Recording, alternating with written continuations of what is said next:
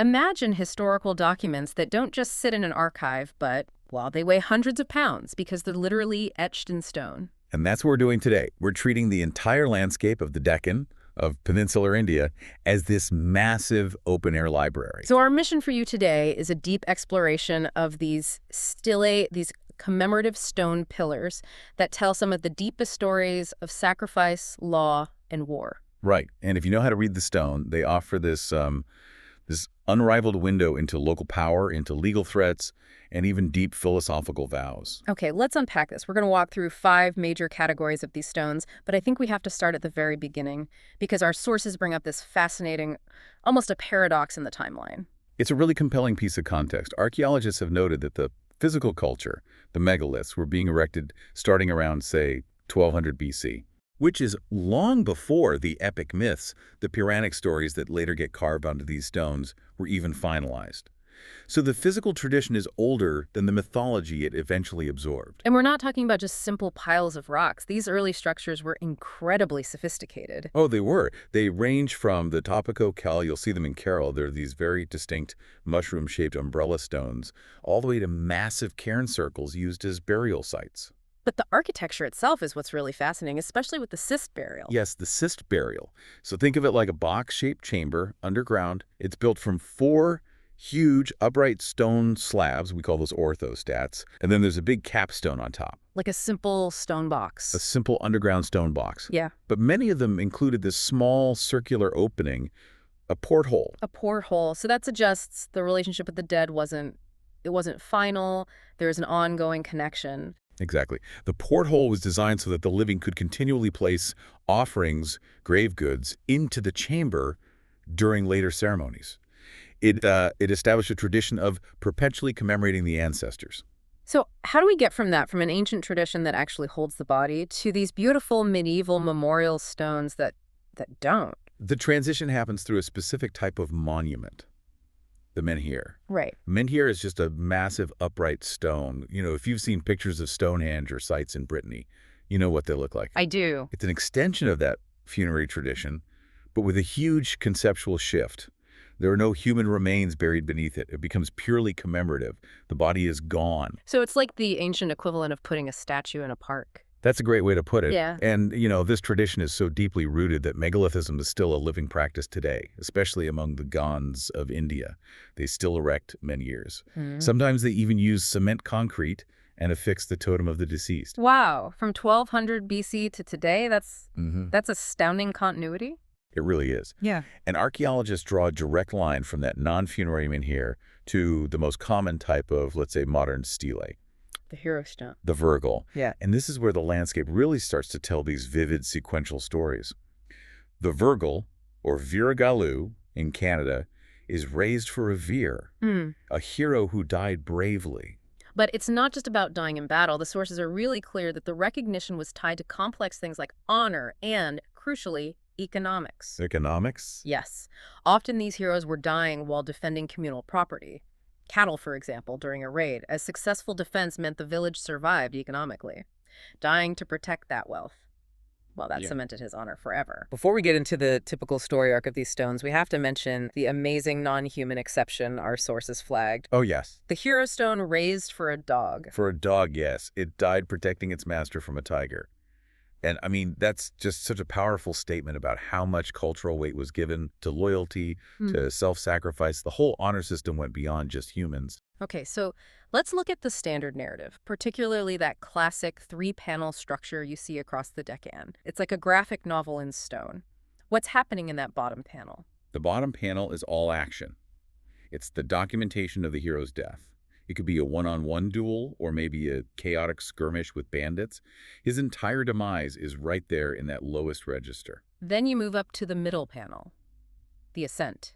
And this is where that mythic timeline finally merges with the older physical tradition. Exactly. The stone itself is a descendant of the menhir tradition, but the iconography here is pure epic literature. The hero is shown with his arms resting on the shoulders of 2, sometimes 4, celestial maidens. Angels, basically. Angels, yes. And this is a literal depiction from the Mahabharata tradition, where these maidens are sent specifically to escort a fallen hero directly to heaven. It's a guarantee of his status. And then The top panel, the arrival. He's usually seen worshipping a shivling and a seated Nandi.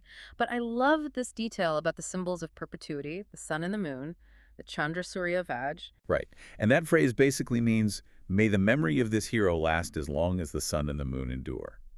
It is the ultimate statement of eternal status. We even see royal versions of this, don't we? The Chalan style. We do, where the hero ascends beneath a royal umbrella, which signifies, state patronage for the memorial.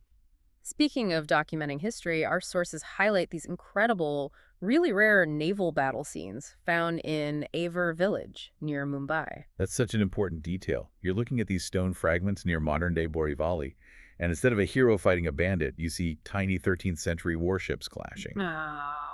They commemorate a major, locally documented naval battle between the Shilaharas and the late Chalukyas. It just proves these stones are recording high-stakes political and military history, not just local stories. So we've covered the price of dying well. But what about the ultimate act of loyalty? The sacrifice performed by the one left behind. Let's talk about the Sati stone, the Sati Gal. What's so fascinating here is the synthesis of purpose. Almost every single Sati stone is, by default, also a hero stone. It commemorates the hero and his wife who committed sati on his funeral pyre. And this practice goes back centuries, from Madri in the epics right up to the Rajput and Maratha periods. But what do the sources tell us about the sort of political function of sati? It was often a very public spectacle. Ruling families used it to cement their loyalty, their eternal status. Think about the concept of Johar among the Rajputs. When defeat was certain, the women would commit ritual suicide en masse before the men died. Right. For them, it wasn't just private grief. It was about guaranteeing that the family's honor remained untouched by the humiliation of conquest. And the spiritual reward for the woman herself was immense. It secured her status. By performing sati, she ensures her husband gets into heaven no matter his karmic debt. And she herself achieves this semi-divine status as Sati Mata. Temples are raised in her honor. It's an immediate path to divinity. Given that complexity, the iconography becomes absolutely crucial for archaeologists. How do you identify a Sati stone? You look for the right arm. The Sati is always shown with her right arm raised. That's the Sati symbol. But the really crucial detail, especially for understanding the family dynamics, is on that raised hand. The bangles. The cane. Bangles, yes.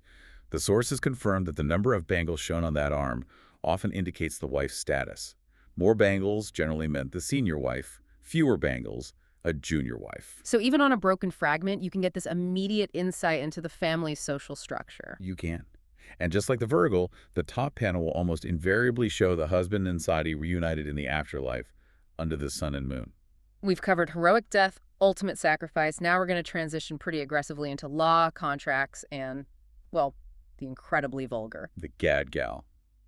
The donkey stone. This is where the stones stop being memorials and start being explicit legal threats. A primal, frightening threat. They're almost unique to Maharashtra and Goa, and they're notorious for this shocking imagery.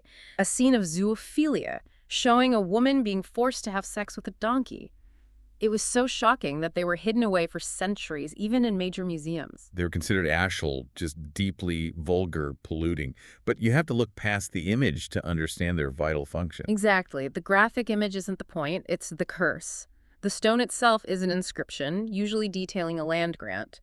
The image is the deterrent against violating that contract. And the curse itself is chillingly specific. It is. The inscription contains one of the earliest recorded phrases in the Marathi language, which translates to, "Your mother will be forced to copulate with a donkey." Which gives us this incredible historical significance. Some of these stones date back to the 11th century. The Aki Gadgal is from 1012 AD, and they provide some of the firmest dates we have for early Marathi inscriptions. It's hard to reconcile that level of vulgarity with the sophisticated administration we associate with these periods. But the choice of punishment says so much about the social structure, doesn't it? Absolutely. The punishment targets the mother, the eldest woman. It bypasses the violator and goes straight to degrading the entire family's honor through her. It shows that when the stakes were land and loyalty, the language of the contract became completely primal. And it worked. This tradition continued right into the Islamic period in the 16th and 17th centuries. It's a striking contrast because in the East, in Bihar, Bengal, Orissa, they had curse stones, but the curse was figurative. Your father becomes a donkey, your mother a pig, without the explicit depiction. The Deccan version was unique in its brutality. For that aggression, let's turn to something completely different. The most philosophical of the stones, the Salakana stone. This is such a radical intellectual shift from everything else. The Salakana or Nishidi stone, which you find mainly in Karnataka, commemorates a supplementary vow in Jainism. And what is that vow? It's voluntary fasting unto death, achieved by systematically withdrawing all physical and mental activity. Now, many people might hear that and think suicide, but the philosophical distinction is crucial here. It is. It's not considered suicide by Jain scholars because the act is performed without passion, without desire, without anger. Its only purpose is the peaceful thinning of the body and human passions to shorten the karmic cycle.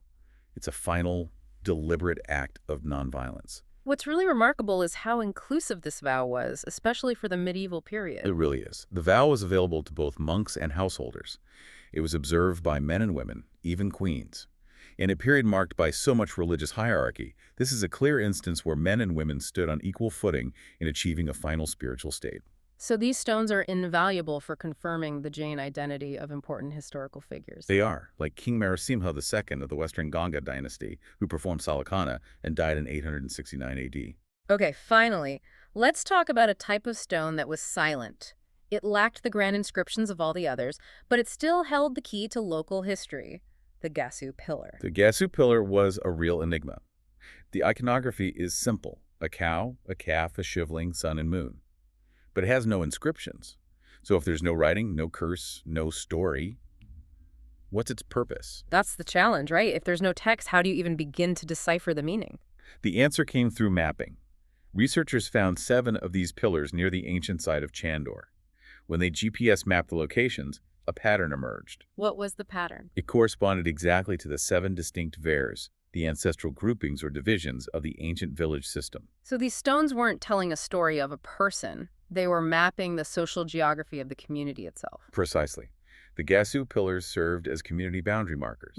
And what that shows is this incredible invisible continuity of that village structure for at least 800 to 1,000 years, long after any royal decree had faded from memory. So what does this all mean for us? We've seen these stones act as visual narratives, legal documents, philosophical monuments.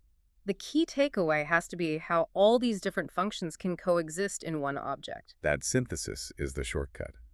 You look at this Adigal, and it's simultaneously a record of valor, a document of social status through the Bengals, and an illustration of mythology. These stones are archives that document every layer of medieval Indian life. The inscribed stones, they tell us about contracts and promises, about kings. But the uninscribed stones, like the Gasu pillars, they often tell us the most enduring story of all, the deep, invisible continuity of a community. Right. So we want to leave you with this final thought.